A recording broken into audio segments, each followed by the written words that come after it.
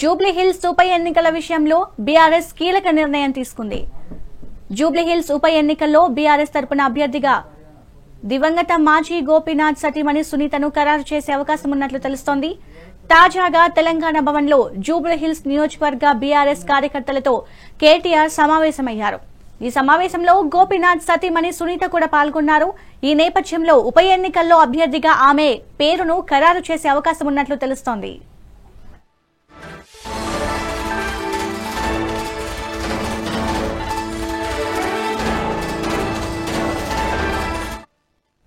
జూబ్లీహిల్స్ ఉప ఎన్నికల విషయంలో బీఆర్ఎస్ కీలక నిర్ణయం తీసుకుంది. జూబ్లీహిల్స్ ఉప ఎన్నికల్లో బీఆర్ఎస్ తరపున అభ్యర్థిగా దివంగత మాగంటి గోపీనాథ్ సతీమణి సునీతను ఖరారు చేసే అవకాశం ఉన్నట్లు తెలుస్తోంది. ఇక దీనిపై మరింత సమాచారం మా సీనియర్ కరెస్పాండెంట్ శ్రీనివాస్ అందిస్తారు. శ్రీనివాస్, చెప్పండి.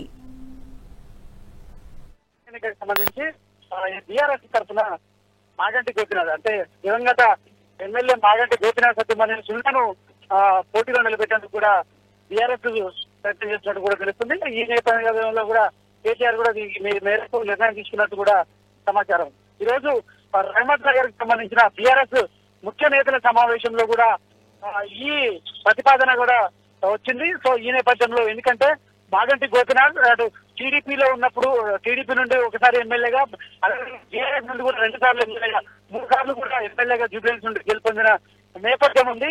ఈ క్రమంలో కూడా ఆయన కుటుంబానికి జూబ్లీహిల్స్ లో అందరితో సన్నిహిత సంబంధాలు ఉన్న నేపథ్యంలో కూడా సునీత ఏదైతే సునీతను పోటీలో నిలిపితే గెలిచే అవకాశాలు ఉన్నాయని కూడా బీఆర్ఎస్ భావిస్తున్న అదేవిధంగా వర్కింగ్ ప్రెసిడెంట్ కేటీఆర్ కూడా నేతలతో కూడా చెప్పిన పరిస్థితి కనపడుతుంది. ఈ క్రమంలో కూడా అది రహమత్ నగర్ ఏదైతే ముఖ్య నేతల సమావేశంలో ఇటు తలసాని శ్రీనివాసరావుతో పాటు ముఖ్య నేతలు పక్కలపల్లి రవీందర్ రావు ఇతరులు ముఖ్య నేతలు కూడా హాజరయ్యారు. ఈ నేపథ్యంలో కూడా దాంట్లో సునీతను నిలబెట్టాలని కూడా ఎక్కువ మంది చెప్పిన క్రమంలో కూడా సునీతను నిలబెట్టేందుకు మాగంటి గోపీనాథ్ సత్యమణి సునీతను నిలబెట్టేందుకు కూడా ఇప్పటికే ఫైనల్ అయినట్టు కూడా తెలుస్తుంది. ఈ మేరకు కేసీఆర్ ఏదైతే గులాబీ బాస్ కేసీఆర్ కూడా సంపాదించి ఈ నిర్ణయం అయితే తీసుకునే అవకాశం ఉంది. మొత్తానికి అయితే టీఆర్ఎస్ నుండి ఎవరిని బరిలో నిలుపుతారు, ఇటు మాగంటి గోపీనాథ్ సత్యమణి సునీతను నిలుపుతారు, లేదంటే నేతల్ని బరిలోకి పెడుతుందా బీఆర్ఎస్? ఎందుకంటే అది సిట్టింగ్ స్థానం, ఇప్పుడు అధికారంలో బీఆర్ఎస్ లేదు, అదేవిధంగా కాంగ్రెస్ అధికారంలో ఉంది. ఈ కాంగ్రెస్ కూడా ఖచ్చితంగా ఏదైతే జూబ్లీహిల్స్ ఉప ఎన్నికలు గెలిచి తీరాలని కూడా ఇప్పుడు గట్టి పట్టుదలతో ఉంది. సీఎం రేవంత్ రెడ్డి కూడా ఆ విధంగా పావులు కలుపుతున్నాడు. మరోవైపు హైదరాబాద్ లో గ్రేటర్ లో బీజేపీకి మంచి పట్టుంది కాబట్టి ఏదైతే జూబ్లీహిల్స్ స్థానాన్ని బీజేపీ గెలిచి గ్రేటర్ ఎన్నికల్లో కూడా పాగవేయాలని కూడా బీజేపీ అంటే 3 పార్టీలు సీరియస్ గా తీసుకున్న నేపథ్యంలో కూడా బీఆర్ఎస్ నుండి మాత్రం ఏదైతే మాగంటి గోపీనాథ్ సతీమణి సునీత నిలిపేందుకు కూడా కసరత్తు చేస్తున్నట్టు కూడా తెలుస్తున్నారు. అయితే శ్రీనివాస్, కాంగ్రెస్ కి సంబంధించి ఎవరిని ఖరారు చేస్తున్నట్టు తెలుస్తుంది. చాలా మంది ఆశావాహులు నాకంటే నాకు సీట్ అన్నట్టు కూడా కనబడుతుంది కదా.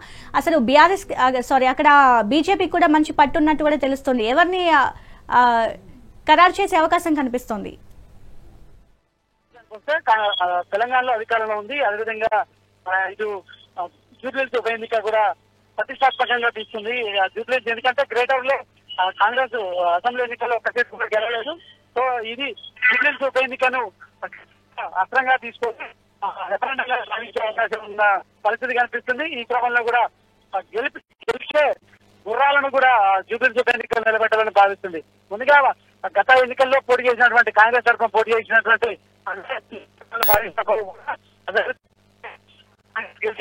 లేవని అజారుద్దీన్ ఎమ్మెల్సీకి ప్రతిపాదించి ఎమ్మెల్సీకి ప్రమోట్ చేస్తూ కూడా ఆయన అజారుద్దీన్ ఎన్నికల నుండి తప్పించిన పరిస్థితి.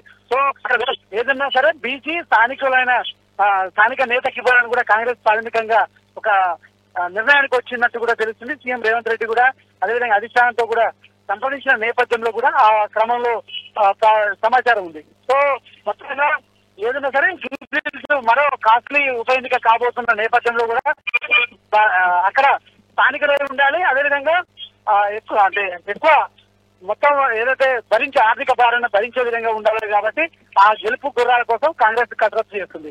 బీజేపీ విషయానికి వస్తే మాత్రం ఇంకా ఎవరిని నిలపాలనే ఒక నిర్ణయానికి ఇంకా బీజేపీ రాలేదు. సో మరి అంటే మరో 3 నెలలు ఉప ఎన్నికకు సంబంధించి గడువు ఉంది కాబట్టి కాంగ్రెస్ అదేవిధంగా బీజేపీ కూడా త్వరలో కూడా అభ్యర్థిని కసరత్తు చేసి అభ్యర్థిని ప్రకటించే అవకాశం అయితే ఉంది. మొత్తం 3 పార్టీలు మాత్రం జూబ్లీహిల్స్ ఉప ఎన్నికని ప్రతిష్టాత్మకంగా తీసుకున్నాయని చెప్పొచ్చు. సింధు.